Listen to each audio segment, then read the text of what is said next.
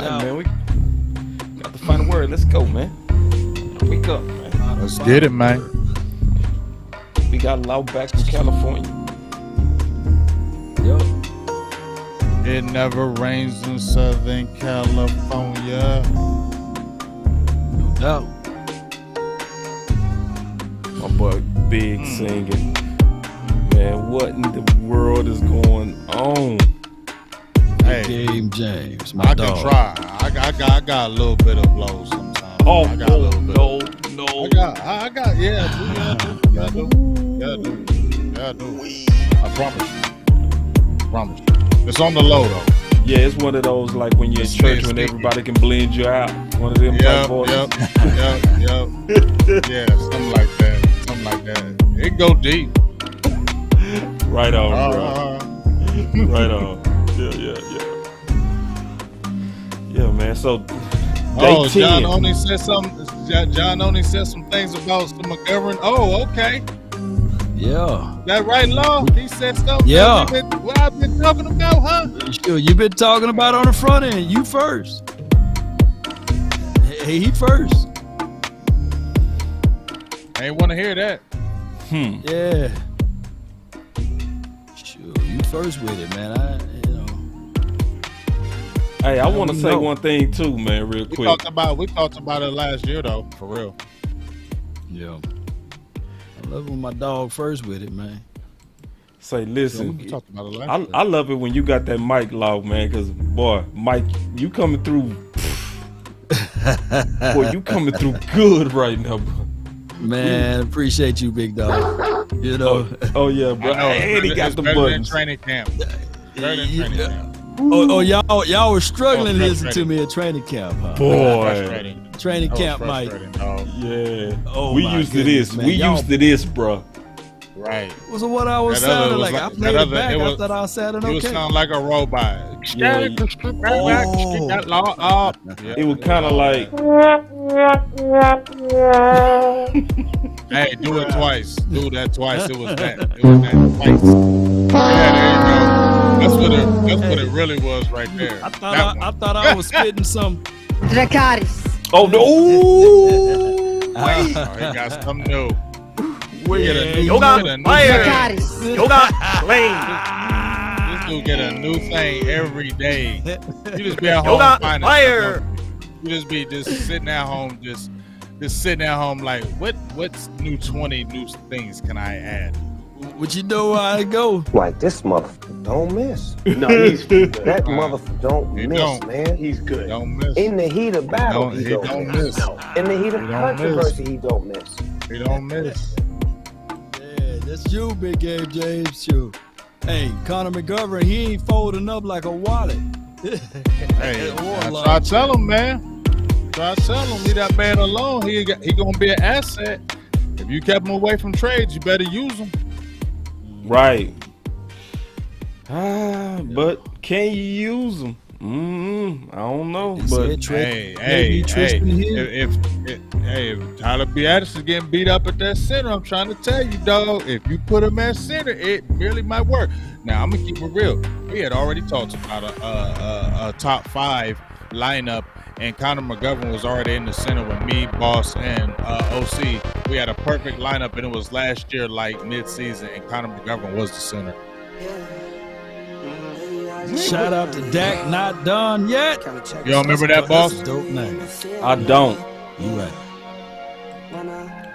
Because it was when we were talking about Leo Collins and moving him to guard. And we were saying I do now. Yeah, I remember. Yeah, because we were talking about him playing it at Penn State.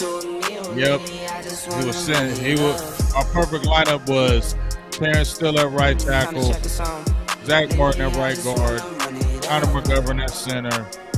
This one, Leo Collins was here. Leo Collins goes back to left guard, and Tyron Smith at left tackle. That was the ultimate lineup we were talking about. But we already talked about him at center for real. It's just really been Joe Philbin been acting goofy. You just heard Shingo, he said they weren't totally on board with the pick, man. See what I'm saying? Goofy. No doubt. Well, I can't wait to talk about my Cowboys family in the house. I see you. That's my crew. My Them good people right there, man. Good people. What's up, fam? They came to Dallas, man, and showed me a good time. Boy, I ain't gonna never forget. I talked to them for like 5 hours. Straight football. A full family crew. Full family. What's up? I wish they live in Dallas, man. Boy. Yeah. And my boy Big. All right, man. So, let me see. So we talked about the McGovern on that Twitter. Let me see. Should talk about what that. You know what? Before we get off, John here, if Gilkey. you play that one. If you What? play that one clip, I'll be happy man today. Which one? The dog? No, Wait a minute. No. the one I posted from that Good Morning Football. What they say, man? I saw you hit that. Video That was up, real. man. What he's. I mean, listen. I don't listen to that show ever, and I don't. Oh, only I person got the ever clip. liked on there was Nate Burleson. I love when Nate Burleson was on there because Nate Burleson was good. But I ain't never listened to them other guys like that. But I don't care what anybody say except the last part what he said about Ezekiel Elliott about 24th. No, that was wrong. That was totally wrong. But that first part of what he was saying, it was true. I don't care. Okay. It was right. What do you say? What do you say? I would play it, but I think I might get a copyright. I don't Yeah, know. No, you don't can play play the it. audio. Don't You play can you play the audio, Don't but show you can't it. play the You can visual. play the audio. Yeah, Okay. don't play the Yeah, yeah. video. Give me You a can second play to the audio. pull it. Y'all talk Okay. about it real quick, Big, and I'll pull it. Okay. All right. So basically, this is something, I just happened to see. I don't, like I said, I don't never watch that show ever. Nothing. I don't never try to give it no credence, no nothing like that. And I don't even be hyped on them dudes. But I just happened to see it, and see what he was saying right quick. And when I just heard him start talking, and it was just like when he was like, okay, yeah, every time we open, there's 32 other teams, 30 some other teams, we open up with the Dallas Cowboys. What they done, you know what I'm saying? We always talking about Cowboys, this Cowboys, that's basically. And he was just basically saying, they talking about they all about Super Bowls, but they not. He said the team that they played in the Super Bowl been to Super Bowl 3 more times since they've been there. He said they ain't been to an NFC championship. Obviously, and they're like one of 6 teams that hasn't been. He's talking about the Jaguars, the Panthers, those teams. And 3 playoff wins in 25 years. I mean, Hey, I got it, Big. saying, I can play you it. got it? Yeah. Play You it. ready? Play the audio. All right. Play that. Number one Audio offense in up. the NFL last year. In a home playoff game, they scored 17 points. And on the last play of the game, Dak walks into a sliding glass door. That's why we're here. And this is perfect of my exasperation with the Dallas Cowboys and their coverage on this show and others. We start the show with just a Mad Libs generic quote from Jerry Jones that there's nothing about that quote that identifies it as this team. It could be any team for the last 15, 20 years, the Dallas Cowboys. And so could this Cowboys team. You have a very famous quarterback who's very good, but not one of the great ones. You have a famous wide receiver with a really cool name. You got a couple defensive stars, a head coach who gets pecked at, and the owner who's just talking and talking and talking. And this is why it bothers me, because 32 teams in camp, and we're like, can the Cowboys, I guess, will they? And because what always grinds my gears is this BS sentiment that is attached to the Dallas Cowboys about we're all about Super Bowls. No, you're not. The last time they were in a Super Bowl, Diana Ross was the halftime show. Hey! The last time the Cowboys were in a Super Bowl, on the radio call was Jack Buck and Hank Stram. That's the last time. They played the Steelers in that Super Bowl. Since then, the Steelers, who are about Super Bowls, have been back 3 times. In that time, the Cowboys, the Super Bowl Cowboys, have won 3 total playoff games, meaning the Cowboys are one of just 6 teams in the whole league in that time to not even make it to a conference title game. The Jaguars have been to one. The Bears have been to one. The Panthers have been to one. It's just, will it be different? It's Groundhog Team to me every single time. You've compared him to vodka soda in the past. Have I? You have. I don't and remember. saying that, it's always there, it's intoxicating, but, at the end of the day, is anyone, vodka soda was what you've called It that really gets me several going. times. And it's like, you put a lime in it, it's crazy. And it's just 2 other teams in their own division have been to multiple Super Bowls. I think the Eagles and Giants have been to 5. So we're sitting here, 2022, it's 7:07 a.m. on whatever day it is today, Tuesday, and it's like, Jerry says we got to do better this year. Give me any evidence that they will. They're going to win the whole thing. They're going to get to. It's nothing personal. It's just I serve the audience here, and I still this adoration of the Cowboys as the this cream version of Big Game James, baby. Emmett Smith, who's now 52 years old, and with my parents. And look, there's 31 other teams, and I think they probably got a better shot. So good luck, Cowboys. But I just go by the facts. I think their owner likes it that we're talking about him right now. Yeah, man. Des Bryant was the same guy, same number, same deal. Like it just didn't get it done. Ezekiel Elliott maybe has the worst contract in all of football. And now he has that part, contract because Jerry Jones, the guy that we love, said, I got to have Zeke here, and I got to sell jerseys. I'm going to jump in the kettle. He makes $30 million this year, and he's like the 24th best running back in the league, maybe, including the second best on the Cowboys. So it's great. I love Jerry. Shut up, Mr. Jones. Yeah, I don't agree with that end part where you talk about Ezekiel at that end. Now, I don't agree with that part. But I don't care. The majority of what he said in that very beginning, it is. I mean, we talk about Dallas every year that we're going to do this and do that. We get excited like we're getting excited right now. And, yes, we got players. But, dog, when we see these same things over and over again, I'm sorry. Too many times we fall short. Too many times we get hyped up. And too many times, there's this hype is like that, we're just going to do all these miraculous things. And as I said before, where's the Cowboys showed that we can overcome adversity and rise to the top? They haven't shown it. So what's to lead me to believe that this year that they're going to rise above the top? And it's not like they took a big step back. Yeah, we lost Amari Cooper. But where's this going to tell me that, like you said, they've gotten better and it's just going to make me think that they're going to rise above? Show me, like I said, 2 playoff wins in a row. I don't care about this regular season. I even said they were going to be 12-5. You know what I mean? I said they're going to be 12-5. So it's not like I came in like doom and gloom, 8-9 season, we ain't going to even make the playoffs. I said they still going to have the talent to be a 12-5 team. And I still said they'll be a back-to-back NFC champion. But what does that matter if you don't do nothing in the playoffs? Right. Man, big game, James. I think that the hardest thing is to see what the Cowboys did with their fortunes. And by going out there getting Dave Campo for multiple years and then having Parcells to be the truth here and for him to get out of the picture and to keep Jason Garrett. I'm not even talking about Wade Phillips, but Jason Garrett for all of those years been pretty much the issue with all of the bad warts of minds of opinions with this team.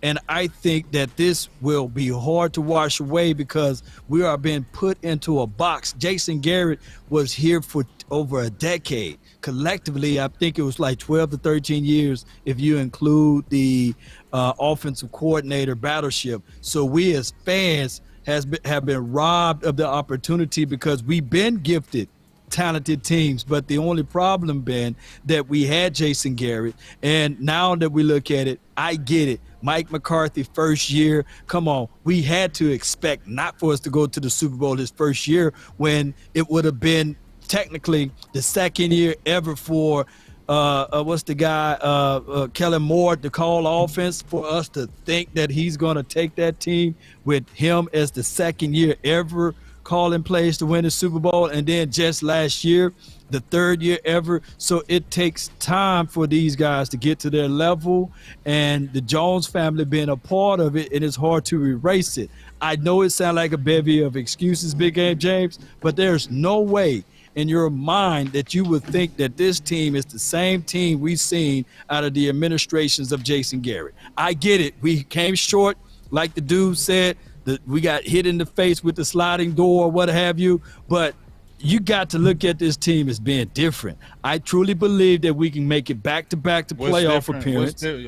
Would you tell me what is different from this team that's going to – so you feel in this year 3 of Mike McCarthy, they're going to the Super Bowl. They have this – because remember when we had that question, we had that question. So you feel like this is a Super Bowl caliber team. They are Super Bowl worthy. They're going they're within the top 2 teams of a Super Bowl. I truly believe what Anthony Barr said. He selected this team because he feels that they are contenders. I truly believe out of the NFC, they're definitely contenders. We definitely contenders. Name me 4 teams right now that's better than the Cowboys and the NFC. I won't do that. I'm not saying that. Right. I'm not saying that at all. Here's the thing. What I'm saying, Law. See, you're saying that this team is different now. this team is different. All right, I'm gonna remember you said that. True. True. Okay. I remember you said that this team is different. I mean, this team is absolutely 8, 9, different. No. On 8/9/2022. I remember you said this team is different. Okay, because I don't think it is. I tell you what I can tell you from what I was able to see, that I understand it's been a long stay of us being in that meteorocracy,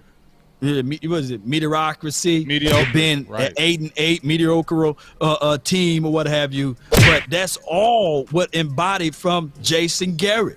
That's all what he's been in his entire life, right? He never been on a winning team outside of holding the clipboard. But they still have Kellen Moore, who's from the tree. He's from the tree, but also now they have Mike McCarthy, who's attached to what? He gives it over to Kellen Moore. So excuse me. So should Dan Quinn have any impact to this as far as levels of success? Don't he come from a winning franchise and an organization? He comes from a winning franchise, but we're talking about Kellen Moore, and you said Jason Garrett. We're still feeling the ill wills, and we need to get past it. We can't get past it when you still got Kellen Moore in the building. And then when you still hear Mike McCarthy saying, I'm not doing no play calling, I'm going to still let Kellen Moore do this. You just had Boss Cowboys make a video saying we don't still have an identity on this offense, and it still has those Jason Garrettish and Linehan-ish ways. So you tell me how I'm supposed to feel that this is going to be a different season, Law. Well, I wish that my guy, I was, because we do everything freestyle, Cowboy Nation. I wish, and I know that this coming from the mouth of Jerry Jones, but he himself was on NFL Network, and he said, hey, one thing that I did learn from the previous playoff game that we lost to was physicality. And remember, Mike McCarthy nudged Jerry and said, remember the playoff game. We need physicality. We need to bring that to the table. And they starting to bring the physicality now, all through this season. Wait. Let me get down to this, Law. I want to make sure I'm hearing you right. Are you saying that we going to make the Super Bowl? I'm saying, look, my expectations was this right here. I literally said that I'm not finna say Super Bowl, Law. I want us to get back to the playoff, win us one playoff game, and then I'm gonna start my expectations over from there. So I'm basically, you and Big Game are just the same then. We are just the same, but I just view it differently. Just like right now, you guys can't see that I got a cup in my hand, but if I raise it up, you can see it. I just look at it from a different perspective. I think y'all look at it just the same. Y'all are no different, bro. Because Big we are is saying, no different. You don't want to leap out there and say what I'm saying. I feel you. You don't want to. Y'all not different. Y'all are saying the same thing. This is what Big is saying. Big is saying, I know we gonna have a good season. I feel like we gonna make the playoffs. I'm not drinking no Kool-Aid on Super Bowls with our history. That's what I'm hearing. And you saying the same thing, Law. You saying we gonna take it one game at a time. I asked you, Law. I said, you think this is a Super Bowl team? We going to the Super Bowl. You right? I don't want to do that. See, you jumped wait a minute. Real quick. You jumped away from that fire when I threw it to you. I threw it at Yo got fire. I said, Yo got fire. Yo got fire. Yo got flame. I threw it at you. And you said, well, I don't know about that. Well, with that being said, 12-5 is our floor, Big Game, James. Look, there's no way in life that you thought that 2014, no way in the world you thought that team would make it to the playoffs nor win a playoff game. But I ain't talking about no 2014. I got higher expectations now. This is 2020. I don't want to hear no more of that noise. This is a different team. You was at training camp and everything's different. We done heard it's different for 75,222 years. I don't want to hear no more of that. This is different. This is a different team. This is going to be a more physical team. This is going to be a team that's going to do things that it's never done before. I don't want to hear that no more, dog. I don't want to hear that crap no more. When in the off season that you heard that Jason Garrett said, hey, we're going to match the physicality. We're going to bring more physicality to the table. They run the ball. That's what they've been known by. That's what Jason Garrett did. They ran the ball being physical. Run the ball with Ezekiel Elliott. That's being physical. Kellen Moore didn't even run the ball. Big Game James, they said all of that. But they didn't pick up starting to run the ball until 2014. Remember, we was pounding the table saying you had DeMarco Murray. How we gonna I have a feeling.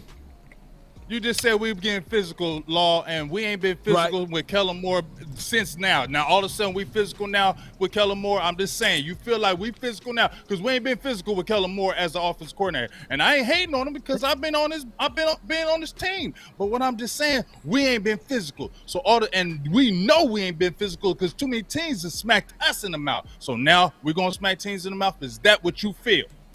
Well, when I go back and you watch the first half, yes, I think so, because the Philadelphia Eagles talked about they beat Dallas and all of these things. They had T-shirts, and if you go back and watch that game, when they had Terrence Steele at right tackle and when they had that front five all pretty much intact, who was the most physical team on that day?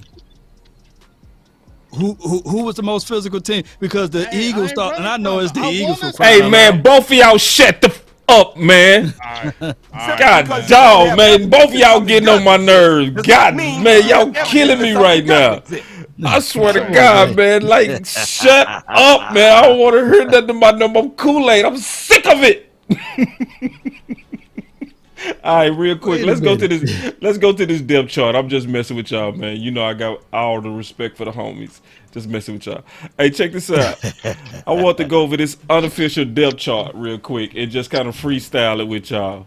So what's y'all thoughts just looking at this depth chart, man?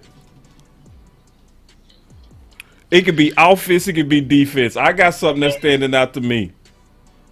This is my first time peeking at it, but go ahead. All right. So the first thing that's peeking out to me, y'all should already know what's peeking out to me. Come on now. It should be easy to know. Dorrance Armstrong. Man, nah. Nope. You know. No. What's peeking out is that middle linebacker. Y'all should have already known that. But you said LVE was bringing the wood. That's what you told me. Right. I said he brought the. No, I said he brought the wood one play. He did bring the wood on one play. See, but don't mess with me though. Don't mess with me. If he bring the wood on that one play versus a first round draft pick. Okay. 66 at left guard right there. That makes an eye opener right there. And it goes back to my guy, Big Game James. I'm seeing 66, the starting left guard. Can you put it back up there for me, please? Nah, I'm finna put up something else real quick before we go back to the depth chart. I'm gonna put up this from today. Look at LVE and look at Harper. There's a big difference between the two. Because I was going to highlight this as Harper, right? I already checked this out. That boy Harper went in there with some stain. Compare 50 to LVE. Look at 50. Kill McGovern.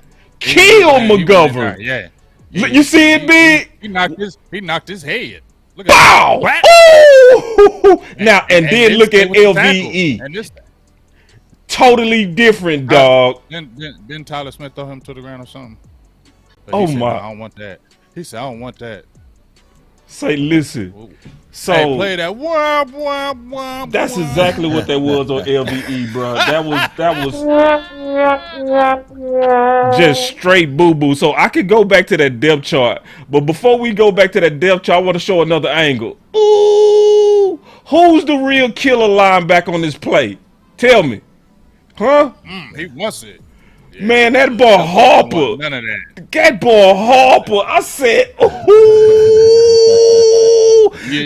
Hey, you was on him though, boss. You was on him saying he was physical. He was a physical guy. He was a guy that he stuck his nose up in there and knocked you around. Ooh. Like that. Say, and he's speedy too, ain't he? Say, listen, and everybody was talking about Bland on this play. Watch Harper feet. Watch Harper. Ooh, y'all got Harper messed up, man. Everybody talking about Bland. Look at Harper, the linebacker. Yeah, that was nice. You see how the base? You see his base? Watch Yes. his feet. Bam. He was on them toes. Ooh, y'all got Harper Yeah, messed that was nice. up. That was So nice. when I go back to this depth chart, preseason work. man, listen. So when I go back to so now I'm back to the depth chart. So looking at that middle linebacker, look who behind. Jabril Cox. Are we serious? Are we serious? I don't want Jabril Cox anywhere within the box. But no, yeah, I like him better detached from the box. In Hades, right? Yeah. Should he be middle linebacker? Talk about it, big. Like, no way in Hades. I mean, for real, y'all. You seen it closer than me, Law. He's still rehabbing from that knee. Like, right. When I'm watching that knee, I don't know. I'm not saying nothing wrong with it, but it looks like he's still got a little bit ways to come back. It don't look like it's fluid. It looks like he may be kind of nervous with it. It looks like he might be a little tentative sometimes with it. Yeah, I worry about that because, ever since he got dinged up, remember he was going good, then he got dinged up. And now he's kind of been kind of tentative, and I worry about that with him. Could it be in his mind this year? He came out guns a-blazing first, and I think that he was doing too much the first few days. You know how you're able to move around quickly, and he probably bit off more than he can chew. That's what it looked like. All of my film assessment on Jabril shows that he's better detached from the box. I like him on the edge. I like him pretty much at that J-Rock role, whereas he got C-gap and some middle responsibility, but more so trailing and finding the tight end up the seam. I don't like him in the middle of the field, the change of directions, the responsibility to call out plays and things like that. And just to double back to the other point, that's the same thing that I feel with Harper. I don't like Harper in the middle of the field. I like him on the edge. I like him blitzing. I love showcasing his speed and his ability to flip his hips, but not necessarily in the middle of the field, whereas as a rookie, calling out plays, diagnosing things. I hate to say this, but that's where you could have got under Kobe Dean. Yeah, LVE been pretty solid for these days in practice, but LVE is, in my opinion, is the guy that they're gonna give the opportunity to until Anthony Barr comes up to speed. Look at Devin Harper, man. 4.4 speed, yeah, he fast, fam. Vertical, and see that's what we saw when he took on McGovern. Oh, yeah, see that vertical, that's an indication of explosion. Yep. You know what I'm saying? So it's no surprise when you go look at that much speed with that much vertical, meaning he has a lot of power in his legs. That's why he almost knocked McGovern's head off. He literally almost knocked McGovern's head off. This is a linebacker, number 50, versus a guard that was also at fullback with a full head of steam. Just look at it. McGovern had steam. You know what I'm saying? He just had more steam. So yeah, I think LVE go get the first tick at it. I do. But if Harper keep coming like that, bye-bye, LVE. What about Roquan Smith? Would you spend any capital for him? I haven't researched him at Chicago enough to know. What about your draft tape on him? Go ahead. I was low on him. Everybody else was high on him. I was low on him. VKJ said. Yeah, why would we even talk about that when you know daggone well they're not going to spend no kind of draft capital on no linebacker? They're not going to do something like that. So that's not even a question they even thought about. I mean, yeah, he's got talent, but when we hear stuff like that and it's a young linebacker, you know what they're going to say? We like our young guys and we have Damone Clark. And we feel like he's going to be the type of guy that could be a Roquan Smith if they'll say it to you like that. So there's no way in heck because they have Jabril Cox, they have Damone Clark, they feel good about those guys, and they want to raise them up, and they ain't going to touch anything like that. So that wouldn't even be a discussion. They wouldn't even think about using a draft pick on him. All right, we've been hogging. My boy OC in the house, man. Oh, OC. My bad, OC. What's up, OC? No, man, listen, man, I'm enjoying this. No, I'm enjoying listening to you guys argue. This has been really great. So, but y'all haven't said one thing that I wanted to hear one of y'all say, and y'all haven't said it yet. And so I'm gonna go ahead and say, what's the real reason that we signed Anthony Barr? Because we don't trust LVE. That's what I say. Yeah, because we want to put LVE officially in the dirt.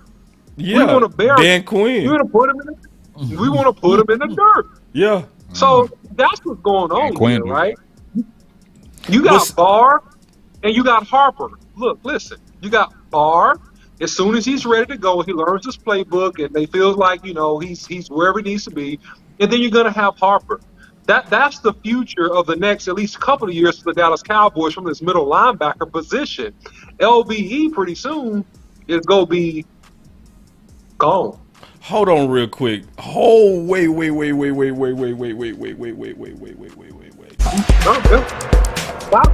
Stop it. Dracarys.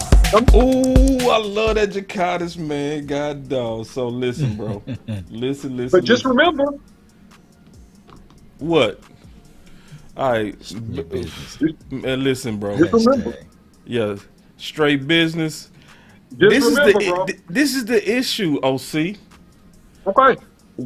Why then do they have the middle linebackers LVE, Jabril Cox, but then they put Barr behind Micah on this depth chart?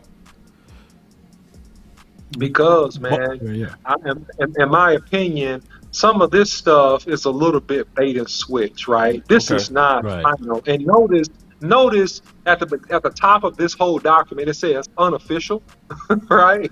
Unofficial, right? Unofficial. That's the key word, right? So some of this stuff is just to give us, guys like us, right, and the local media, things to talk about and argue about, just like we're doing right now, right? This is not real. We know that Jabril Cox is nobody's middle linebacker. No. He wasn't a middle linebacker. He wasn't a middle linebacker in college. No. He's not playing middle linebacker. Yeah. So, boss Cowboy, me and you both know, bro. Me and you both know. So what was that? Because that is too obvious. You know what I'm saying? That's where they made it too obvious, bro. When they showed that linebacker depth chart, I said, bro, ain't no way. It's another thing that's standing out real quick, and then we can go around a circle with it. Because obviously, you're right. That linebacker's a smoke screen, no doubt. Look at what they did at receiver, dog. Why is Michael Gallup even in the starting lineup at all? Yeah. Let me ask you this though. Let me ask you this before you jump over to the wide receivers offense, man. All right, cool. You know I'm a defense guy. All right, let's go.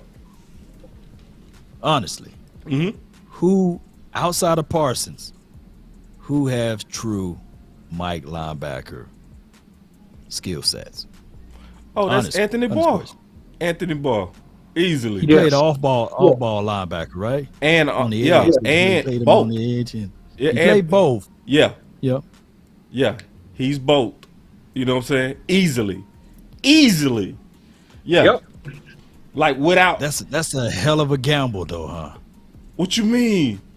It's a hell of a gamble for a team to go through all, like, look how long it took them to bring Anthony Barr to the table. Yeah. Right? And then they still got him on PUP. He's been working the cores. I'm jealous because I didn't get a chance to see him out there on the field. I'm not saying that I have reservations, but when I look back at his last year tape, and I know you guys study it, he played hook to flat. It was pretty good, but I thought that he played more on the edge versus inside, right?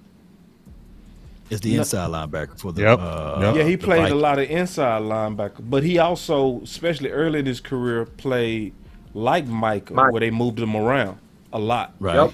So he's actually the most like Michael in terms of his versatility. That's also why you can trust that he can go right to the middle, and that's why he's also here to protect the queen.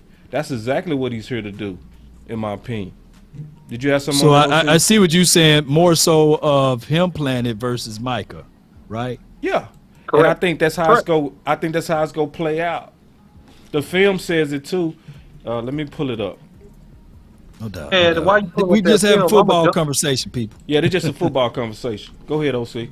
While I pull it up. Yeah, no, I'm saying why you pull that film up, and so here's a couple caveats, right? So if you have, and let me be fair and balanced with my evaluation here. If you have LVE and he turns up, he's physical, he's filling gaps and holes, right? He's doing stuff we ain't seen him really do consistently, except for his rookie year, right? He's doing that, right? Now you have the flexibility to play Anthony in different positions and roles, right? And if LVE's not doing well, right, and Devin Harper continues to come on, as you get deeper in the season, you're going to rotate him more and more at that middle linebacker position, let him get more reps because he's young, he has fresh legs, he's extremely physical, he's a strong dude, and he can run, right? So he's a good athlete. So that gives you more flexibility, especially being a coach like Dan Quinn, to put in different packages and to put in different schemes based upon what happens. But don't make any mistake about it. Anthony Barr is the insurance policy at that Mike linebacker position to be sure that Micah Parsons can be more of a rusher and move around this field and take away the other team's best underneath threat and not be sequestered to having to play that Mike linebacker. Elaborate on that, OC. So, I mean, in a greater context, man, when we talked last season, because we talked a lot about the 4-3 under defense, right? And where you had Mike Parsons able to rush. Well, you have that, but if you think about now with a healthy DeMarcus Lawrence, right? A healthy DeMarcus Lawrence, let's just project that Sam Williams plays pretty well, and you throw him into the jet package. You have Osa in the jet package, right? And you have a variety of guys that you could put in there to be blitzers that are speed type, wiggly like guys to put a whole bunch of pressure on opposing offenses. So if you have Harper or let's just say for conversation's sake, LVE playing really, really well and just banging and thumping at that middle linebacker, you can go with a whole bunch of different packages and do a variety of things that you would otherwise been able to do unless you had Anthony Barr in the building. So to you guys' point, he played all over the field early in his career. He played middle, played inside. They did have him kind of rushing, kind of like a jack guy, doing a lot of different stuff. But in this context, I see him mainly as a middle linebacker coming into the building, man, protecting that queen piece like Boss Cowboy tends to say over and over again. No doubt. This dude said the depth chart is Madden. He said the depth chart is Madden 23. Go ahead, Let me raise this question to the panel.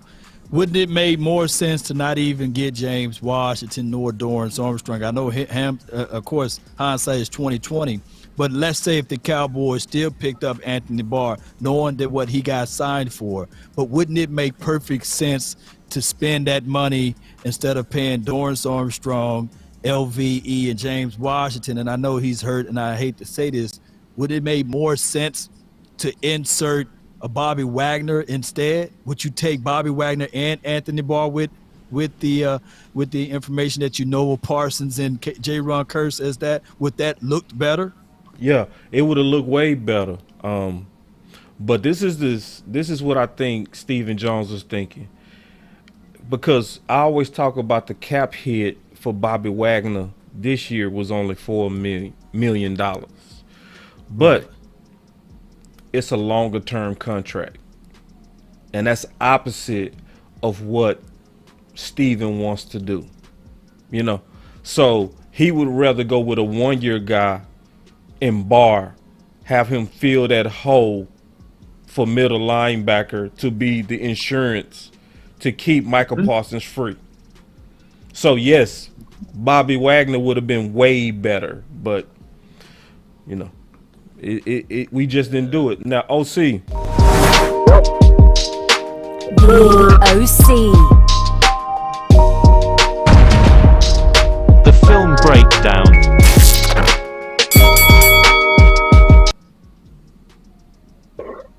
All right, let's see. We got Mr. Anthony Barr here, number 55 for the Minnesota Vikings at the bottom of the screen. Let's notice how he comes out to cover the jet, pulls right back inside to tackle the zone inside. So great job by him. And notice how well he moves in space on that play. So and he play in the middle. Yep. And here he is covered underneath, and he's trying to strip the ball. And he sits perfectly back in the zone, does his job, makes the tackle. Here he is again, middle linebacker. Let's take a look-see, and listen, you're going to see a guy of his age and experience just move extremely well, very fluid, out in the flat, cover responsibility, doing what he has to do. And, I mean, man, just overall, hey, making plays, man, got the ball right there. So he's doing just a fantastic job. Now, you'll see his ability to come forward on this particular play. So you see him running inside out, inside out, inside out. There he is.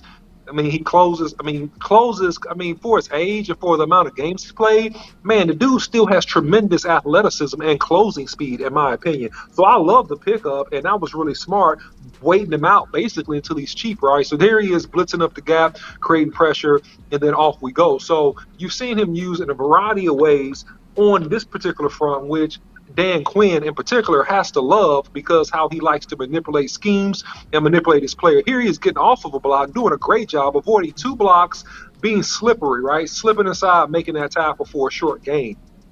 And you see him here again up close to the line of scrimmage. And if you guys want to jump in, you can. You see him in a blitz drop formation. There he is with the pick, being athletic. He blitzes, he drops because of a short pass, picks it, almost takes it to the house. So hey, the OC, before you go a little bit further into this, can you educate the people on the difference between playing inside linebacker on a 3-4 defense versus playing that Mike role on a 4 flat defense or a base formation defense, the responsibilities of a linebacker? Because I truly believe in the 4-3 defense that we play versus the 3-4, that Mike, he's going to have more areas to cover versus half. Can you break that down? Yeah, man, that's a really great question, Law. So if you look at a 4-3 base front, you got mainly that middle linebacker covering flats and underneath, and you got him covering basically what you call the interior gaps, primarily A and B gap, but really he's a sideline to sideline guy in the true context of a 4-3. And what you saw on that film kind of demonstrates his ability to run sideline to sideline versus a 3-4 is a little bit different. It's a little bit more schemy versus pure athleticism, although the athletes from a 3-4 perspective, they have to be really good and quick and sleek. It's just a different front. Really, a 4-3 is predicated on your defensive ends and the ability of your 2 defensive tackles to play one gap schemes and your linebackers to be fluid and attack downhill. And Anthony Barr has shown that he's excellent at attacking downhill and being athletic, you know? Hey, Big, the OC brought up the 4-3 under, and I know you know what that is, and that's basically where you can get Micah, Tank, and then on the right side of the end, I'll basically be able to attack at the same time. I got some film right here. I want you to discuss it because to me, this was our most powerful practice today, and I'm just observing these guys. Check this out. You got it, Big. Okay, this is what Michael Parsons on this outside in this speed rush. You got Marcus Lawrence right beside him. You see how the thing that you see right there. Well, you already see what he did to Terrence Steele, but here's the thing. I think they like putting. You see how they got DeMarcus Lawrence right next to him. That's going to stress that offensive line right there when you can see both of those guys coming because you see what he just did. Who's 63? Was that who's 63? Look what DeMarcus Lawrence did. That's Tyler Biadasz. That's Biadasz still getting split right there. That's the whole purpose of why they want to have Micah Parsons, and that's why DeMarcus Lawrence has to be healthy this year. Y'all feel me? Yep. That's why he has to be healthy because they created that. You saw, remember in the Tampa Bay game where you saw where they were lining up Micah Parsons already with that, and DeMarcus Lawrence playing that D tackle, playing that 3-tech. Remember how they were liking them two next to each other? That was the big thing that they lost early in the season, them two playing each other, because as soon as they put them two together, now you can't. Who are you going to double team? That doggone shoulder dip. That shoulder dip on both of them dudes. That's why Conor McGovern need to be in there. It's Mr. Nasty time. Say, bro, listen. I don't think people understand, bro. You can watch either one. And you can watch either one, dog, and you can see that work that both of them put in that offseason. I don't care which one you focus on. If you focus on Micah, you like, oh my God. And then if you focus on Tank, you still gonna be like, oh my God. It don't matter who you looking at. Facts, love. That's some fire right there, man. Fire, bro. Yoga flame. These dudes together, who's gonna stop this dog? It's just impossible stay healthy, to stop, dog. man.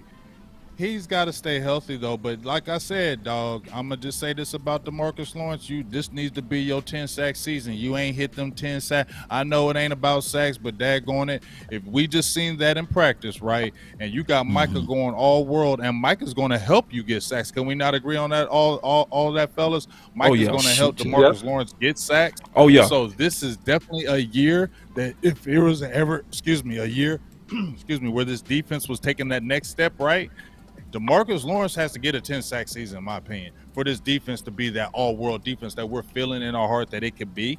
DeMarcus Lawrence has to be that type of guy, in my opinion. Let me raise a question to the OC since we got him in the building. And this is going to be an offensive line question. You know, as a tackle, you have a 4-3 guy, and you know that you got to do certain things with your sets.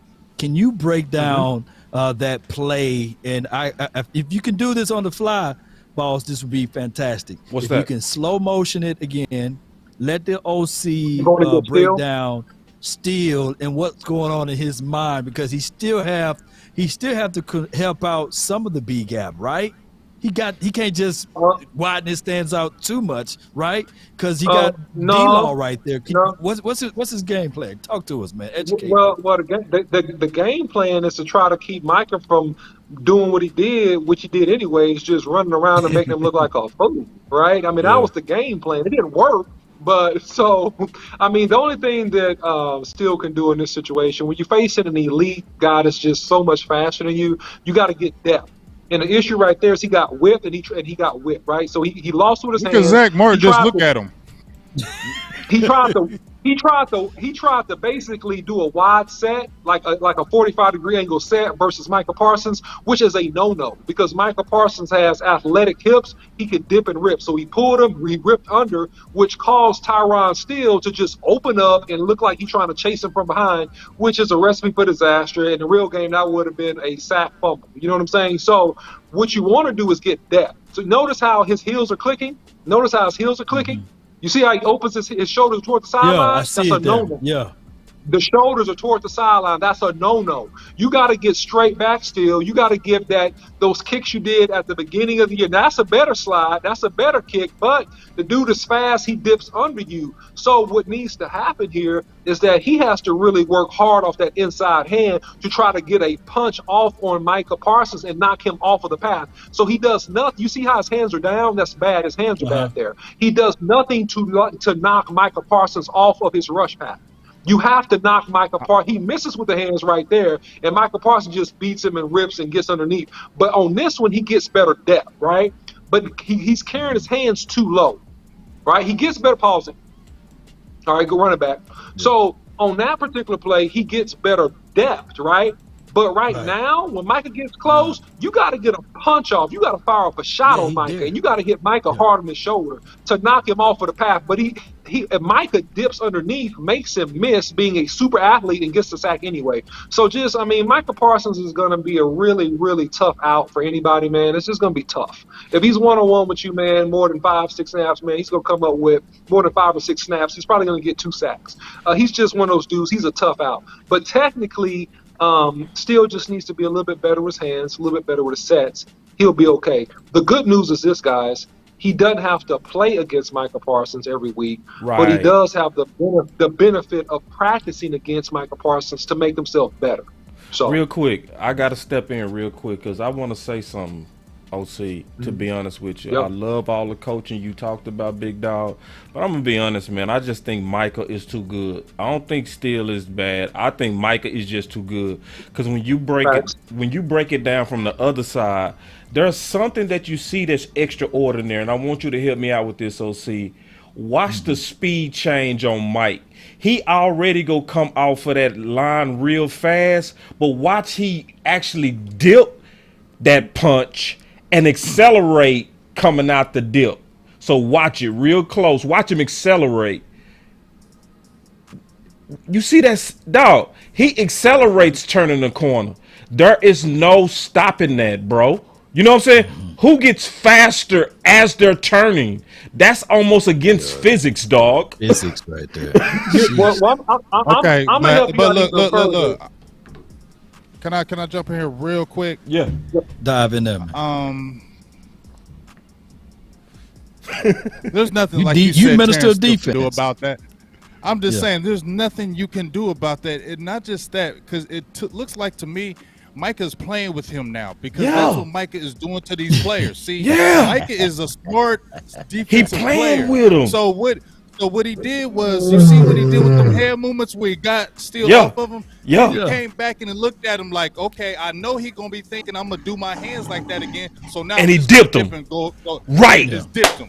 And so now he's playing with him. So he is watching Steele and he's getting the beat on Steele and he's like, I'm in Steele's head. And he is in Steele's head. You can tell he's in Steele's head. Right. You can tell exactly he's just too good. So that's what he's just too good. He is a guy that once he does one move on you, he's like, okay, now I'm gonna try this move on. And he's gonna be doing this. I was saying this on my Twitter, boss, and OC and Law, that he's gonna be doing this in the game, like playing with these dudes. He's like, you know what? I just tried this move 3 times in a row. I'm gonna just try this just to see if I can get it off. I he's swear to God, actually be doing this in the game because he's that good. I see the same thing, bro, because that first move that he did was this one. You know what I'm saying? Then he changed it up and used the dip. He used the dip and bend. The first one was the hands. You know what I'm saying? The second was the dip and bend, bro. Like he changing up. This is chess, dog. This is freak chess, dog. That's what we looking at. OC, but you sound like there's an answer for it. Is it really an answer, dog?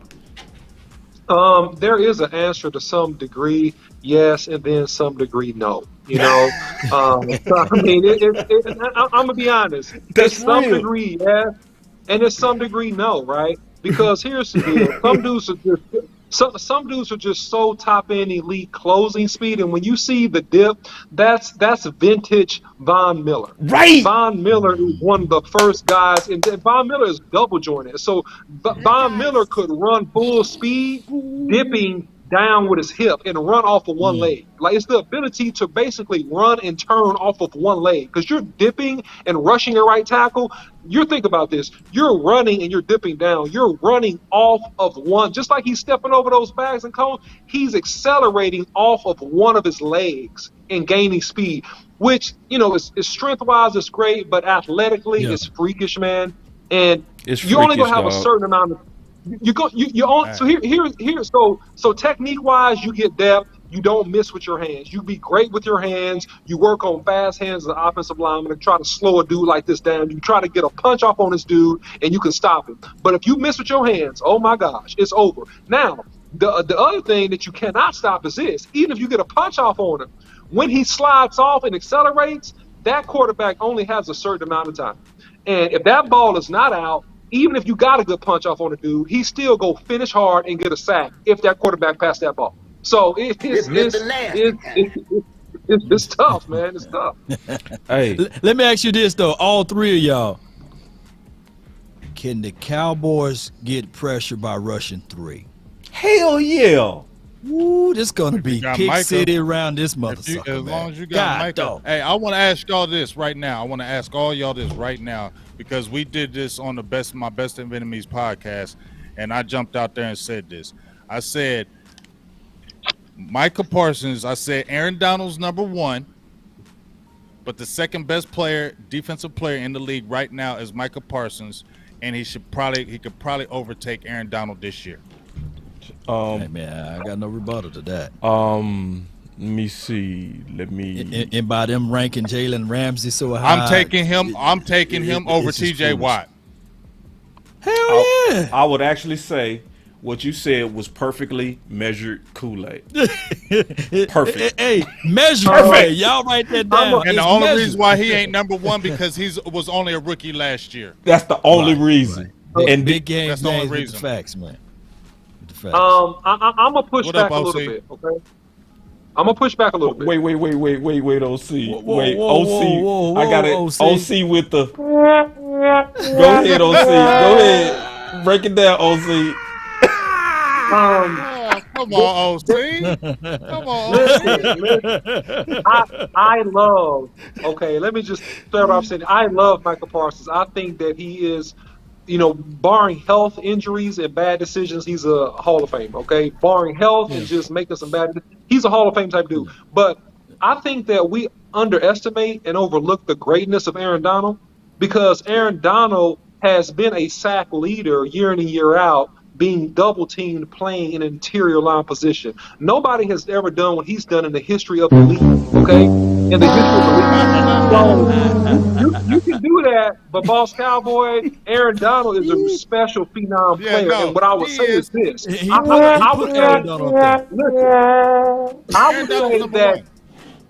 would say that Micah Parsons has to do what he's doing over a 5 to 6 year period to be able to say, hey, I'm better than Aaron Donald. He just needs more years of doing it. Not that he can't overtake him because he can, but he just needs more years of doing it. I'm just keeping it real, man. He needs some more years. You know he don't need no 5 years, dog. No, he don't. Micah don't need no 5 years. He's not. That good. This year, because I said the next 5 years he's going to be a 10-sack guy. I mean, he's going to be a double-digit sack guy for the next at least 5 years. At least.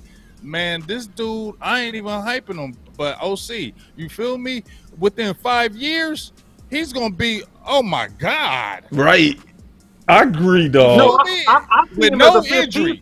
He's 20 sack guy. I see him as a 15, 20 sack guy. And I'm saying out of respect because Aaron Donald has done this 8 consecutive years, dog. Tackle. Right from the deep tackle. From a deep tackle position, bro. Right. That's a tall order. Yeah, it's a tall order. It's a tall order perspective. But if this dude get 20, if he get 15 to 17 sacks with now 2 or 3 interceptions, man, it's gonna be hard pressed to overlook like that.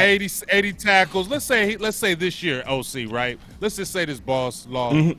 Let's say he gets 19 sacks, 80 tackles, 2 picks, like 5 forced fumbles, all kind of pressures. He ain't number 1 defensive player in the league after that.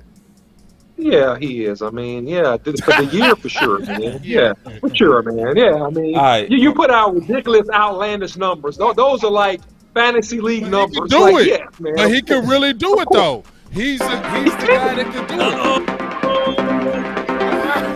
I hate to do you, OC. I hate to do you, dog. I hate to do you, dog. I gotta take this, dog. I'm gonna tear you up. This is gonna be so easy. I'm gonna tear you up, bro. I'm gonna just ask you one question that's gonna just end this debate. No, if Micah Parsons, just hold on real quick. If Micah Parsons would have been a full-time edge rusher last year, would he have been a defensive MVP? It's likely. Okay, so that would have been even over Donald. Statistically, it's likely. Yeah, you see, because he had I said it's likely. You see how I got him stuttering, y'all? Y'all see how I got him stuttering? I said it's likely. Well, you got me stuttering. I'm thinking about what you said. I'm giving an answer. I'm giving a real answer to what you said, boss. I have to think about it. Sorry. I mean, definitely likely because, and ladies and gentlemen of the jury, I want y'all to watch the witness closely. All right, he's been slick over there. I want y'all to watch him closely.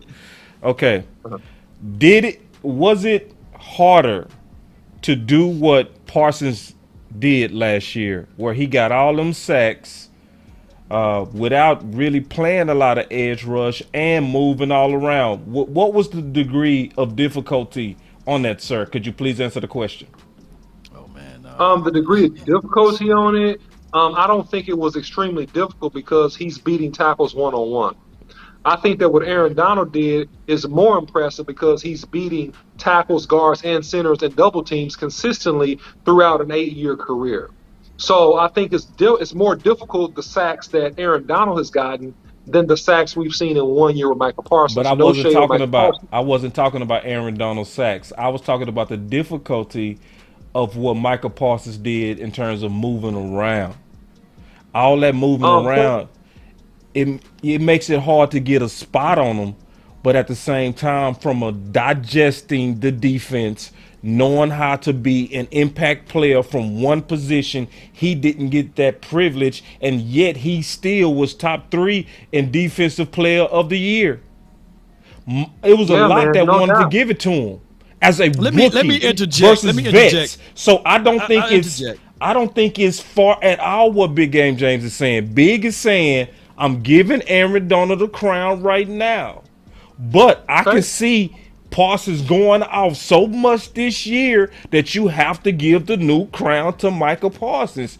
He's not wrong on that, OC. You are. Let me say this. Sorry? Let me say this before you go, OC. And this is not me. This is not me just pouring all the Kool-Aid on Parsons. But I truly believe that Aaron Donald, for those 8 years, he's always been surrounded by guys. True. Have you ever noticed that? Facts. That just hit me that Aaron Donald, one of the most. Now I'm not saying. No, you telling the truth, Lo. Tell the truth. But Von Miller, did you guys know that he had 60 pressures last year, double-digit sacks, I believe? And excuse me, Leonard Floyd, he had over 60 pressures last year, and he had 12 sacks. And then you add in Ramsey. That team was loaded around Aaron Donald. And to contextualize, had Sue.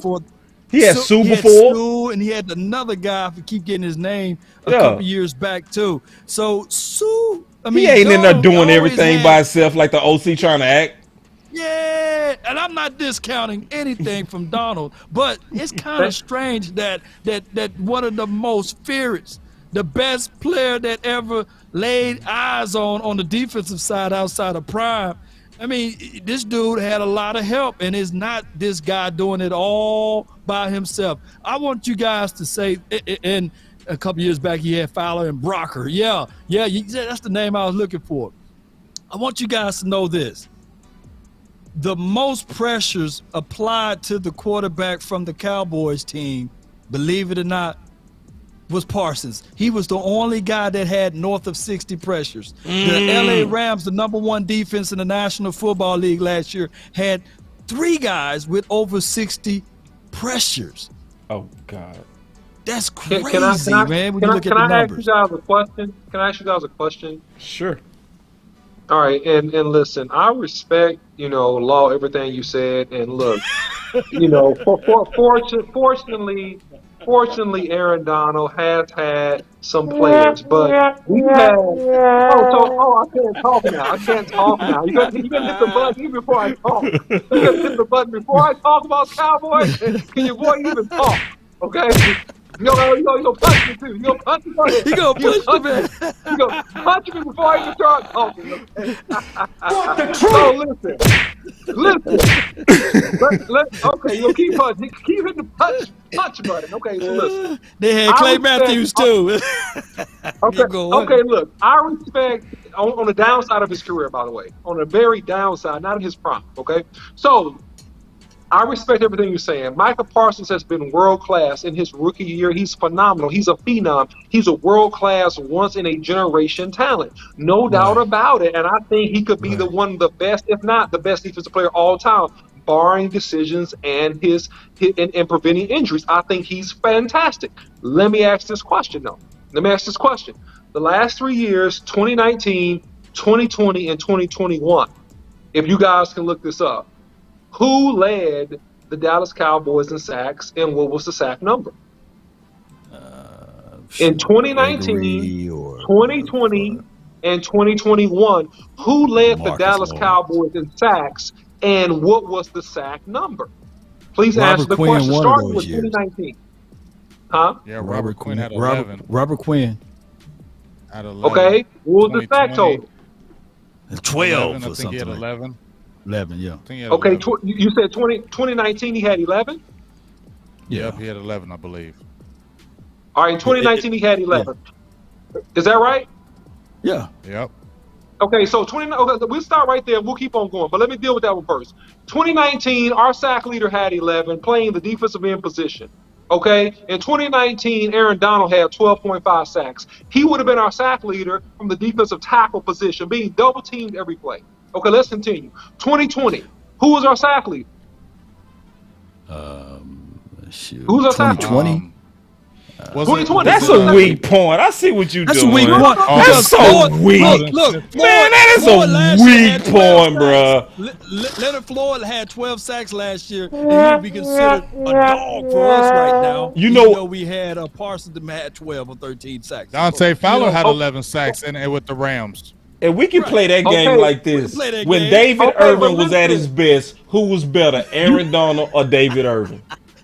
Because guess what? David Irvin was outpacing Aaron Donald on sacks. So are you saying because of the pace of the sacks? Negative. No, that's a fact. I'm sorry. No, that's a fact, bro. In 2016, David Irvin was I'm sorry, 2017, he was outpacing Aaron Donald on sacks and pressure. So how many sacks did he end up with, boss? No, he was outpacing him. That's what I'm saying. No. Outpace means nothing. How many did he have? Because he got hurt. It does mean something. You got to go with pace. You got to go with pace, dog. Okay, How many did he have? Oh, it's the pace. He had like 6. Yeah, and he was killing Aaron Donald. How many, boss? How many? 7, I don't know. How many did he have? Man, he had like 7 to 8, man. 7 to 8. Somebody said I'm being a Homer Simpson. No, I'm not. I'm not being a Homer Simpson by saying I agree with Big. If they had Sue inside, how many sacks David Irvin would have had if they had Sue inside? Right. With him. We don't know because we haven't had Sue. We don't know. That's the point. Aaron Donald had Sue. We cannot use triangle theories and yes, say we can. If this player had this player next to him, he would have got more than this player. You can't do that. Use triangle theories. No, boss, that's wrong. No, that's right. Triangle theories to make a point. No. See, he trying to use big words. He trying to confuse the jury. You're trying to say that if this player was this player, he would have had the same production when we don't know that. All we can go on, Boss Cowboy, is what actually happened. And you are the most factual person I know, and you are sitting here trying to sell me this bag of goods about projections. Boss, come on. And you can project, bro. It's easy to project. It's easy. Okay, let's make this projection then. No, let's make this projection. We can sometimes project. You acting like you gotta always have. Hold on real quick. You acting like we always gotta have the actual evidence of it playing out to not make assumptions, and that's not true. So we can say this: if Larry Allen, now hold on, because you saying we can't use triangle theories. You tried to throw out a big word like that was gonna make us back down. We ain't backing down to no big words, especially when it's out of context. Because this is the deal: if we assume, let me finish. If we assume that Larry Allen was our current left guard, we can also assume with a triangle theory that this team will be better. So it's the same theory to say playing besides Aaron Donald made him better. You can triangulate that, sir. No, sir. I'm saying this. Let's deal with. We don't have to make assumptions. Is what I'm trying to say, Boss Cowboy. Because no, you said we can't, dog. No. You said you can't do that. Hold on. Because you said I'm factual. I'm saying you can't, and I'm saying in this scenario, Boss Cowboy, we don't have to try to make any assumptions because we see the man. Go ahead again, boss. I don't care because this is the truth, Boss Cowboy. This man has been playing since 2014, and this man has 98 sacks. Okay, triangle that. And see, Studi Wood, I know you with the OC on this one. You know why? Because both of y'all yellow skin. I get tired of you yellow skin dudes sticking together. I get sick of it. Yeah, I'm not surprised that Studi Wood is rocking with the OC. That's what y'all do. Every time Studi Wood, you gonna be rocking with the OC, dog. I need you to rock sometimes with the facts, homie. I don't need you rocking with him because he from Houston. Yeah, he's both of y'all from Houston, Cowboy fans. Triangle that. Jim Jeffcoat got more sacks, baby. Jim Jeffcoat, baby.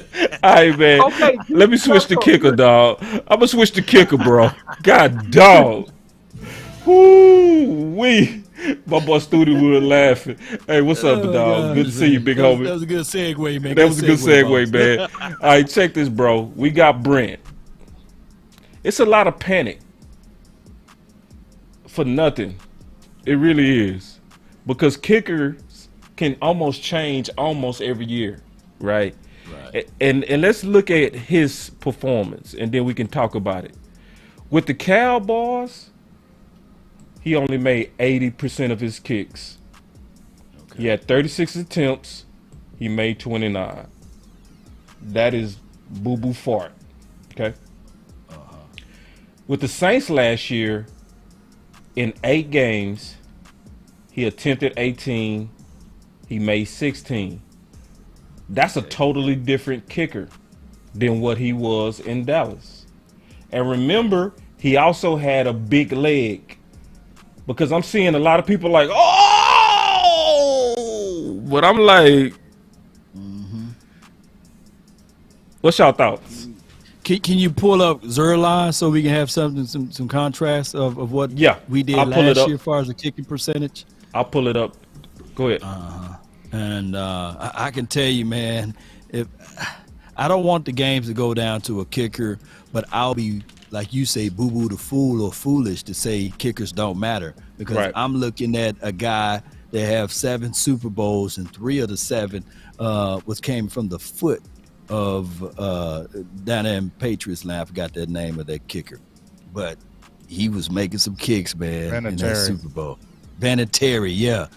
So with that being said, they need to shore up this early, and they bringing in someone now to give that guy some competitions. And they said since Lyram heard that Brett was on the plane, he haven't missed a kick yet in practice. So Lyram has been praying and saying hallelujah, and they've been going through now.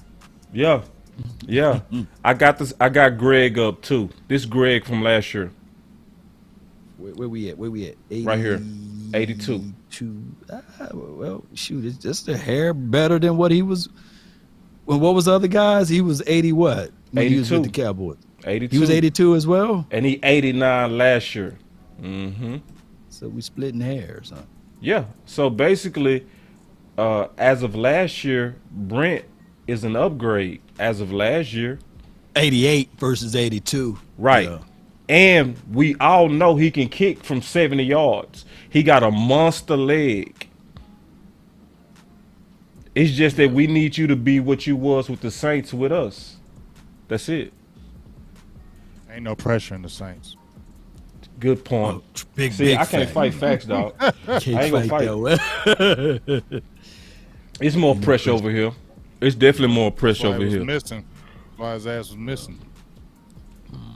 Yeah, Big Game James just shut down all of any other points I had on that. So yeah, shout out to Big Game James. Fatality. Where my fatality button?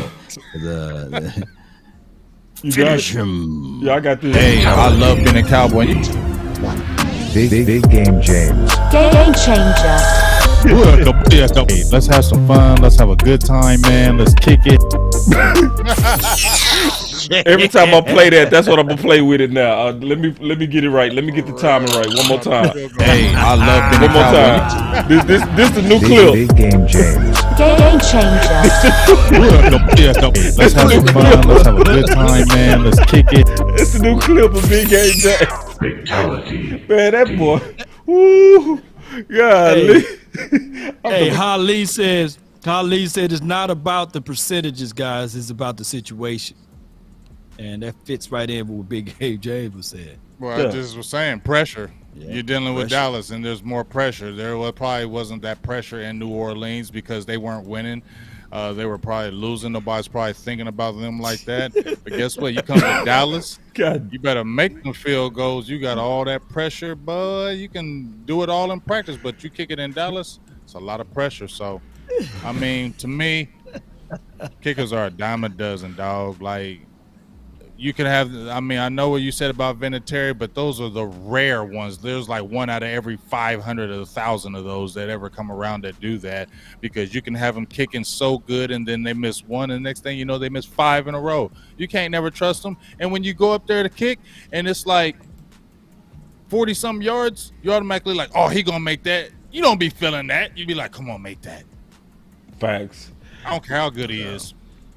I got something else for y'all too. Check this out, bro. That's encouraging me. I like Dak using his legs, and he looks like he got his clock right in his head. He is truly taking what the defense gives him. He not sitting back patting that ball. You know what I mean? If it opened up, he taking it this year. And his clock looks right. The clock in his head, it looks right. You know what I mean? It looks decisive. Because all of us sat there fussing at our TVs at Dak. Every one of us. Where he would be sitting here and then he would start rolling and he'll be looking around in the end zone instead of taking off. And that's even before he hurt his leg. You know what I'm saying? So yeah, tell me, am I tripping? Law, am I tripping? Big, am I tripping? No.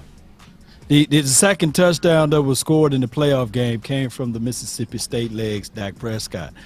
He pat the ball, looked around and didn't see anything, and he took it. The craziest thing in a quarter's defense, they saying, we'll give you the run. We will absolutely give you the underneath. And by Dak Prescott looking time to find Schultz underneath, he could have ran it for multiple yards and get him out of that look. And those opportunities should be granted to him again this year when they try to give him the underneath. It got to the point where if you guys go back and watch the Denver Broncos tape, I'm quite sure nobody really pointed this out. Them jokers dropped 7. They dropped 7 and said, okay, Cowboys, we triple dare you to run it with Dak Prescott. So they really tested the leg of Dak Prescott, and he refused to run with that said legs. And the blueprint for what they said that was not given was absolutely given, because now they said, okay, we're going to drop these guys, force Dak Prescott to throw the ball underneath. And we know that the type of mentality Dak got is that the same thing that I saw in practice. And the practice mentality was every time Dak Prescott throw that first interception, it seems as if though it get into the psyche or the mind of Dak Prescott. And I'm not giving you guys no Kool-Aid with this. I'm just telling you guys how it is. Dak Prescott got to sometimes get out of the mindset, and sometimes running the ball can open that up for him to get the favorable looks. So heading into the 2022 season, if they drop all of those guys in coverage and you're not safe with thinking throwing the ball deep, then use those Mississippi State legs. I agree 100% on that. Yeah, I think that Dak Prescott is going to have the opportunity to show us his health, because I don't think some of these boys will get open. So he's going to have to run the ball, especially at the beginning of the year. So that's what I think. Some of these boys ain't going to be open. So he's going to have to run this ball. So, yeah, we look forward to it, Dak. Hope you got your running legs ready. Slide right. Slide the right way. Let me say this. I know you're about to go, boss. I know you're about to go into this point. But one of the things that I was trying to tell people, yes, TJ Vasher looked good on the third team and then moved to the second team. But the reason why he's not getting first team reps, because it's hard for him to get that separation. And we don't have time to say we will throw the ball. Maybe he's open, although he's covered. There's a situation where, as you see Dennis Houston getting quality first team reps with the number ones. Oh, excuse me, you see Jalen Tober getting first team reps. But all of those things are makeshift because they are literally somebody, I think I heard on one show how they explain it. They are really hiding CeeDee Lamb by motioning him inside and letting him run from his release points from the slot, so that these other guys can have opportunities, and teams the defense on our team is trying to bracket or roll inside, and it's hard to do that. And that's why you get the favorable looks, the one-on-ones with Dennis Houston. But I truly believe that in a real game, they're going to sit back and say, okay, we're going to get out of man, we're going to play zone, and we're going to force this team to beat us with the run. And that's what they should do. But go ahead with y'all points. Yeah, go ahead, OC. You had some? You was finna say something? Yeah, man. I mean, no, all I was just going to say, just real simply, is just that, I like what the Cowboys are trying to do in the sense of running the football, because I believe they're going to need to establish the run effectively. And the key to getting these young wide receivers open is going to be that run game, because we're going to need to be able to play action pass because we gain respect running the ball. And that's going to be the key to having early season success with this offense, in my opinion. And if not, then you're going to see a scrambling Dak, scramble drill, and he's going to have to make some plays on the move, man. That's what I think. Yeah. I'm excited for the Dak legs because I agree with Studi Wood. I think Studi Wood got the comment of the day, where I think the threat of Dak legs is going to also open up some throwing lanes. Yeah, true. Because I've been waiting on Dak to use his legs the way that I've been seeing him use them at practice. Yeah. Now, I'm going to get y'all ready for something that's going to happen, though. The more Dak move the chains with his legs, I'm going to tell you right now, the more he's still going to be nitpicked. Okay? Right. Because you go leave some food on the table when you do that. Every now and then when you're decisive and you go move those chains, a receiver will come open that you could have maybe had a touchdown with. The media is going to highlight that. Don't fall for that. Yeah. Look at the drive. Don't look at that play by itself. Look at the drive. Because what matters most is how they finish that drive. So I'm telling you how the media go spin it when it happened. You know what I'm saying? Because you can't use your legs without occasionally leaving food on the table. So y'all get ready for that. No. But I'm excited for it. And I definitely agree with you on the running game. So I want to kind of pivot it real quick to a couple of the receivers. So Noah Brown and Simi. Is this real? Or is it real? Because see, I'm watching Noah. What I see that's different is the nuance in the route running. So he already know his quarterback throw a back shoulder. He give him that little hesitation to throw him off, and it works. Makes the cornerback panic and sets him up perfectly. That's a mature route, you know. But the problem is, I'm not seeing enough. Y'all tell me, am I tripping?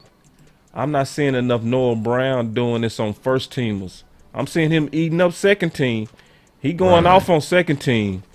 But I'm not seeing no first team reps. I'm seeing the routes though. I do see the routes, but I'm kind of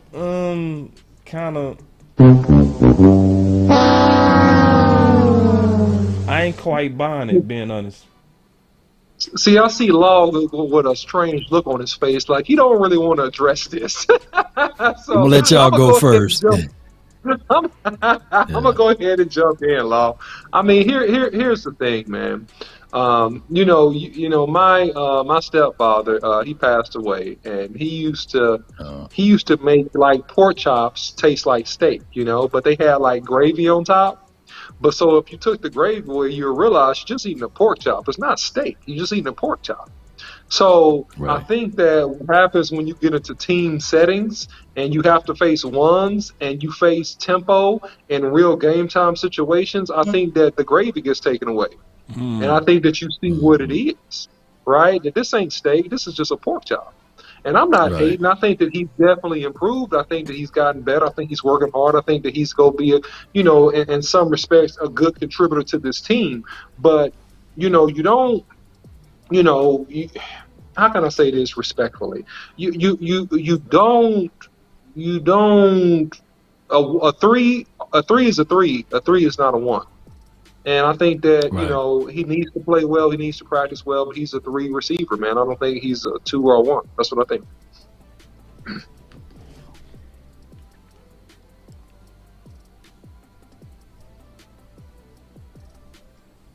Big game James Thompson playing over there. Oh no, I don't got nothing to say about Noah Brown. He got 9 lives. I mean, he was drafted I knew he was gonna say that. You know what I mean? Like that's real. He was drafted in what round? What round was Noah Brown drafted in? 7th. Undrafted 7th. Yeah, exactly, 7th round. Yeah. So they keep on having these aspirations of Noah Brown, and Noah Brown's finally gonna break out.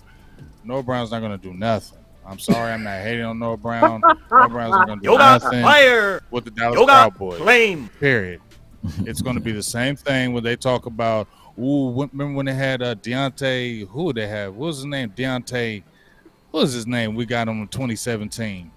And they cut him after like 3 or 4 games. Got him from the Bears. What was his name? Oh, my God. I don't even know, man. I know you talking Somebody about. tell me in the chat. You know what I'm talking about, though, Law. Man, they was hyping him. Oh, he got speed. He got this. He got that. Wah, wah, wah, wah, wah. Yeah, I'm feeling big. I remember Reggie Davis and all of those. It's it got the smell of hype, dog. It got the smell of hype. I ain't buying it. I'm just not, bro. It's not saying he won't do it either. It's just that I'm not getting hype off practice. I'm sorry. I'm just not. Talking bro. about practice. Talk about practice. That's what y'all got to get that one in there too. Y'all got to start. Y'all got to get that one in there. We talking about practice. Yeah, I'm gonna get it tonight, man. Not a game. I'm gonna find out tonight. Yeah. Ooh, that'd be perfect. Yeah, but one of the things you guys are making valid points. So just like the same could be said by Simi, when I was out there for those 10 days, Simi caught on like the latter days of the 10 days that I was there, and of course Noah Brown. So those guys have been whooping up the third team, the second team, and occasionally the first team. But majority of the reps for the first team went to an undrafted rookie free agent, Dennis Houston. But let me throw these names out here to you. Hold on, Law, real quick before you throw out the names.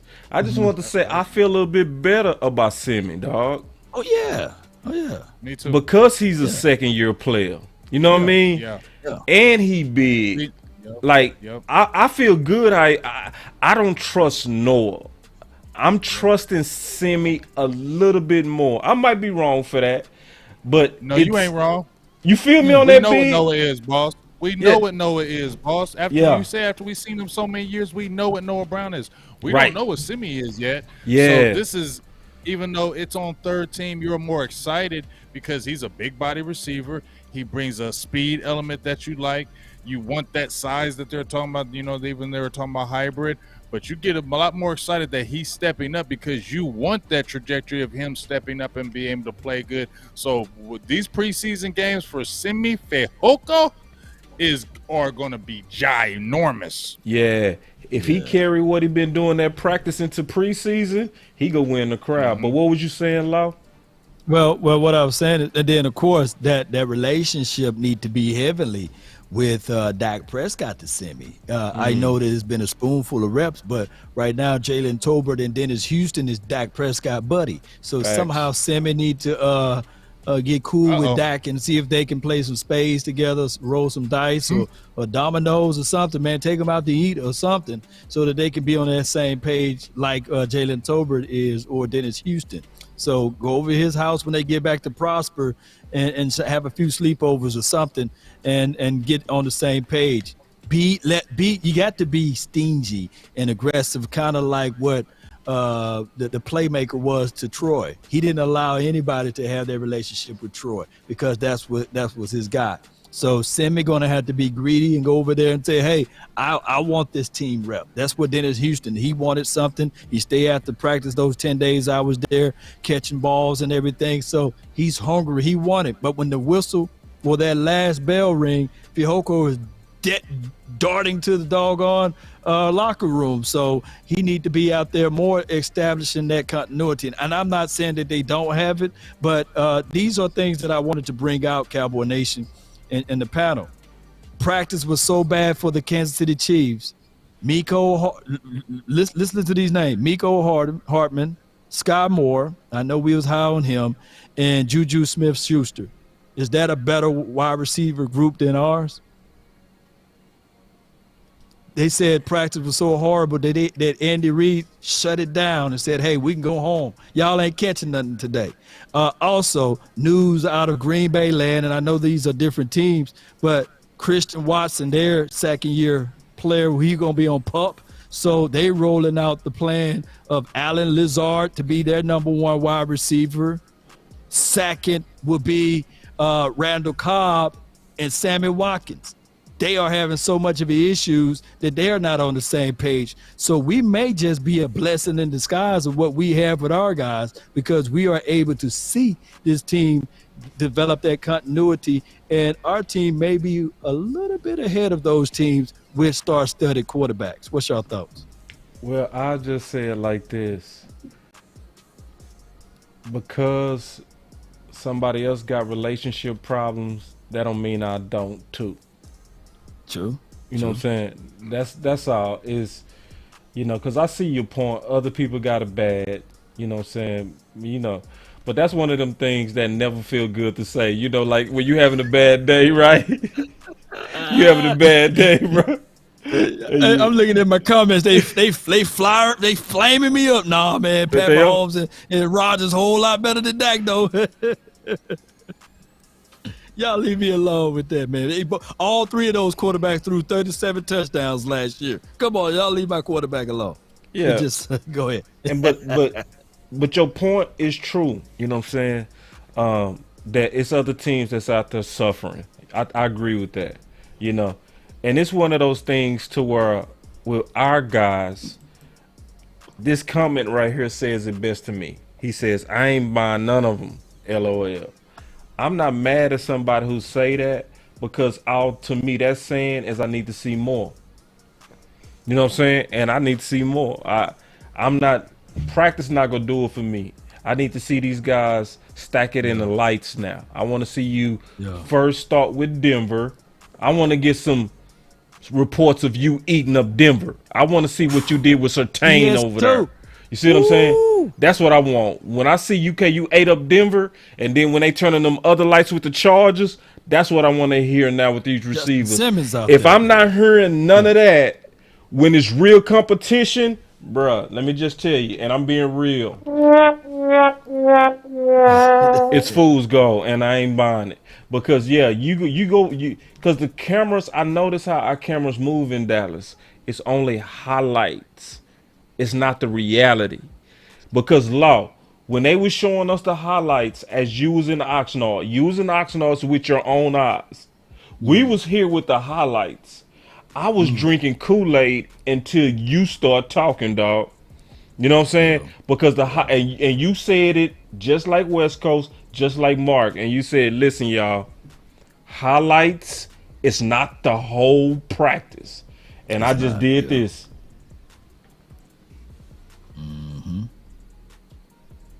I said back.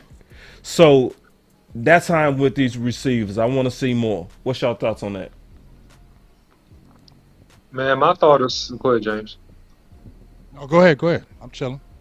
No, I was just gonna say my thought is just super simple. As I sit back and listen to all you guys talk about it, it's an old term, and Boss Cowboy, you relate to this because me and you both were on the team coach, with the same coach I'm gonna allude to. He said something that stuck with me, and I heard it, and I think I may have heard it from you, but it stuck with me, and I always remembered it, and I heard it when I was a freshman in college. And he said it was simple. He said this: to be the man, you have to beat the man. Right. There you go. Just simple. That's to simple. Be the man, you got to beat the man. Yep. So we don't care how you look in t-shirts. I don't, man. I don't care how you look, man, versus the third team. I don't care how you look versus the backups. I care how you look against starters and the best possible players that we can play. Now you go out there and you put it on some of those dudes. Now you get what we call the big R word, which is respect. And then the second R word that comes with respect is more reps. Respect equals more reps. And so that's just what it is, man. To be the man, you got to beat the man. No doubt. All right. So check this out. It was a fight today. It was an old fight. Do I have that fight? Yeah, I had that fight. It's right here. Is this the fight? Why can't hold on? Where the fight at? What'd I do with the fight? Well, why are you looking for the fight, man? I could tell everybody right now with the wide receivers, the Dallas Cowboys. I truly believe it takes time. And one thing that I don't want people to view this as the Cowboys peaking in August, right? We don't want to peak in September. We don't want to even peak in October. So I don't want that to happen for us. I still want us to continue to learn and grow as a whole unity for this particular group. I know it's different. I want my guy CeeDee Lamb to still develop at that role. And there's nothing wrong, Cowboy Nation, of lining CeeDee Lamb inside the slot. What if I told you, like Ripley's, that Cooper Kupp, believe it or not, played majority of his snaps inside, right? Yeah. To demand the linebacker on him and for them to motion him out to the edge, and they continue to add more and more opportunities for him to get the ball. Isolation is one of the things that the Cowboys need to work on. And I don't think that you and I, Big Game James or the OC or Boss, talked about even Kellen Moore admitted. Did you talk about that on your show independently? About Boss? Kellen Moore admitting what? That he struggled with going through growing pains of isolation targeting one player. He admitted that. Oh, man, we got to save that for another episode. I'm going to send you that part where he said I ain't even heard that. Admitted. Oh, my God. He admitted that he was going through growing pains, right? So for our expectations for a third year ever offensive coordinator to have it all together, boy, we had to be foolish, baby. But now he's going into his fourth year. He's only 33 years old. He's only 33, yeah. Yeah, he's only 33. He took the job at 30. Yeah. But go ahead, y'all. I just stalled a little bit. Somebody said, no, you're supposed to peak every week. No, trip aces. Let's show this fight. That's not even no fight. It's a skirmish. Right. Man. Yeah. Who's that? The white gorilla? Yeah, that's the white Vanilla gorilla, baby. Yeah. Going against McGovern. Yeah. So McGovern was finishing drive, blocking him down the field. Then he gets mad because he got his butt blocked 6-7 yards down the field. Then he want to push after the play. You already lost, buddy. It's over. Right. You got pushed down the field 6-7 yards. Now you want to fight to prove you're a tough guy. I hate people to do that kind of stuff. But you know what else though? OC, he probably trying to live to that vanilla gorilla thing too now.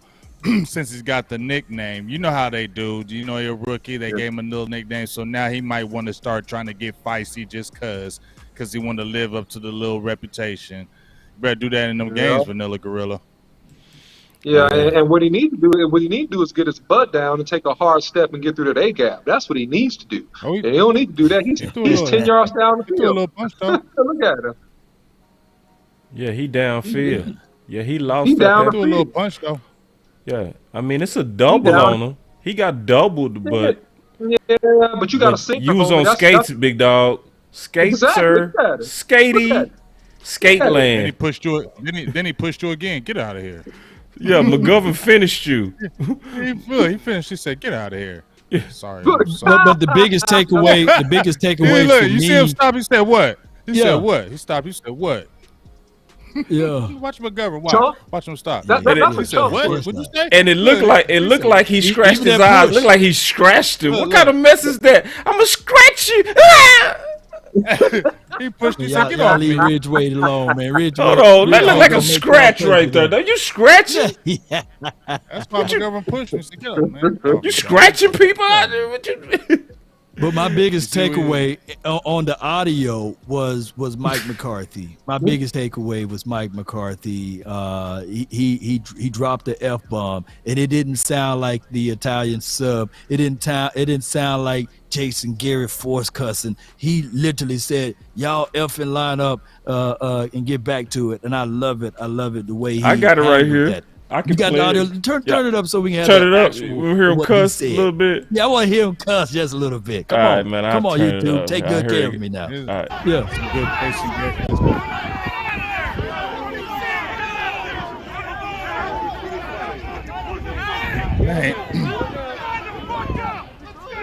Yeah, there you go, coach. Put some I wish I just saw there. that more though. I ain't gonna lie, man. Put some swears in the jar, See, man. because it's almost like all of us are parents. Thank you, love. Thank you, Big. Thank you. Yawn. I agree,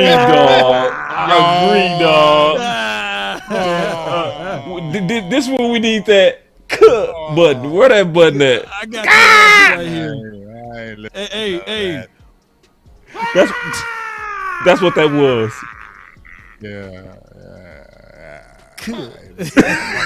That's what that was. Let me address this right quick. My guy Jay Farm says, man, we got a real low number on the likes, so he's informing me to switch over to moderator to members only in the chat until we get those likes up. I agree. agree. I'm switching over to members only in the chat. So if you're a member, you can only comment in the chat until we get those likes up. Shout out to TJ Farm for enforcing people. They've been saying that on mine too, man. Like, let's get them likes up real quick, man.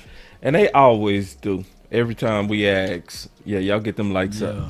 But because it's been growing. It's been growing these channels. But with that fight, I felt like Big, man. That was very boring. It's one of those. To me, can I just keep it real? This was the indication of how soft training camp was. When that's the highlighted fight, when that's the fight that everybody talking about, it was a fight, bro. This is a skirmish, dog. That's weak, man. It's like when we got into fights, boss. I mean, it was fights. It was grab your face mask, punch you in the face, try to snatch your face mask off, let off some shots, get pulled off, come back, land a couple more shots. You know what I'm saying? Like we kept it like when you always had to kick us out of practice. It was a real fight. It was a real fight. I'm just being honest, man. That's telling us that this training camp was soft. And it was a pretend tough guy cussed by Mike McCarthy. Oh, that was still pretend. Come on, man, that was pretend. I thought it was real. I thought it was real. I thought he was aggravated. It was real. From a scale of 1 to 10, it man, just 1 to 10, OC. It was 1 to 10. 1 to 10, what'd you give it? About a 5. A 5. It was a little lame. It was. I give him about an 8.5. God, OC, it's good, boss. Big Game James, man, what you give it, man? 1 to 10. Yawn. Where my twerkers at, man? Where my cowboy twerkers at? You know I got my twerkers ready for my dog, bro. Where my twerkers at? Big got interested, man. Big like. Good. The truth. Big Game James. All right, man. Final words. Final words. I'll start it off. Well, we at day 10 of training camp, and it went by fast. It's been a lot of good work, especially from people that made the trips like Law, that lended us his eyes. So he's back, and football is back too, you know. So obviously we don't have just a uniform feeling about all the aspects of this team, but we got to see it get answered. We got to see if these receivers go come through. We got to see if these guys go actually try to stop some runs. I'm gonna be honest, you couldn't really get a feel for the linebackers or the trenches too much in this camp. Can I just be honest? You couldn't. One of the main reasons Tristan Hill probably stood out is because he's always hustling. But hustling is not football. That's just one part of football. Oh, okay, good. You know, that's just one part. It's important, but that don't show the whole story. It's, to me, they never got turned loose. Can I just be honest? So the only time we go see them maybe get turned loose is maybe Denver, maybe the Chargers. And most experienced coaches have been warning, if you don't turn these guys loose now, you ain't gonna be able to do it during the season. So it's one of those things. Well, we gonna see.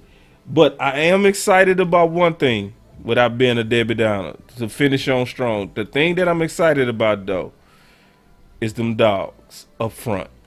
You know what I'm saying? And how it's been unanimous about them dogs on the back end. I start in secondary. So when you got a cold secondary with a cold pass rush, man, we gonna have a good season. It's gonna be about how we go close. That's my final word. And I'll go next. Hey, this has been real interesting, man, watching the development of this team kind of going through training camp for the parts that we actually could see. I'll say two things and then I'm done. I think the offense is a work that is going to be in development. I think that if we commit to running the football, it may not look good the first few games. We may not look awesome offensively the first few games. So I'm going to warn everybody. But I think as the season goes, the commitment to running the football is going to pay dividends, especially as we get later in the year. That's when you're going to see it really pay off. I think this is a top 6 to top 5 defense, and I think that they're going to keep us in games, and it's going to make it real exciting. That's my final word. My final. There's no emotions, no friends, no loyalty. Straight business. Straight business. Put hashtag straight business in the chat. Ooh, I love it. Mm-hmm. Hey, my final word is this.